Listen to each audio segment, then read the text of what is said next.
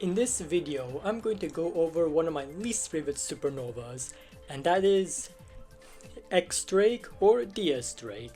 So X-Drake was first introduced back in chapter 498, which is also the same chapter that Shaki hypes up Drake along with Luffy, Kid, Law, and Hawkins.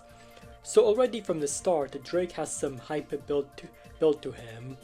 Also in the same chapter, we see him blocking both Killer and Orochi. Then in chapter 508, we see him easily knocking away a Pacifista, something that back then was not easy to do. Then later on, during the time skip, Drake joins Kaido's crew. So far, Drake seems fine and has a bit of hype to him. However, this all comes crashing down during the Wano arc. In chapter 929, Drake is sent along with Page 1 to deal with Sanji. However, in the next chapter, we only see Page 1 dealing with Sanji. So where did Drake go? Later on, after Yasue's death, we do see Drake get into a bit of fight with Sanji, but not much else after that. Then in the beginning of Act 3, we see that Drake got attacked off screen by Queen and Who's Who. And then after that, he defeats a number along with Luffy, which by the way is the only character that Drake defeated during the Wano arc, and defeating a number isn't really a big deal. Luffy defeated one, Yamato defeated one, and even Brook defeated one. Drake tries to fight Apu, but fails to defeat him.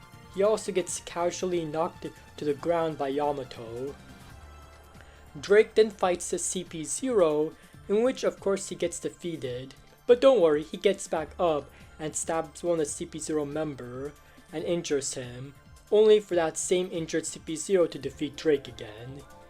Despite Drake being an Ancient Zone user and despite everyone else having already recovered from their injuries weeks after the Wano battle, Drake is shown in bed all bandaged up, still recovering from his injuries, and remember this is weeks after the Wano battle.